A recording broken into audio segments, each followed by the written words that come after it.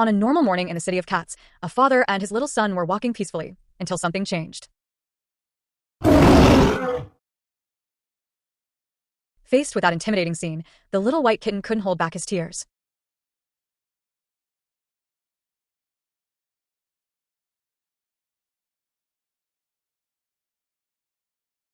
He couldn't buy anything great, but he could buy hope.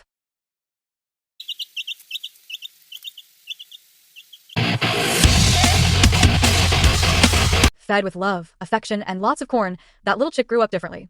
Now, they were no longer alone, they had a true warrior by their side. It was the moment of truth. Who would roar the loudest? But not every plan is panther-proof.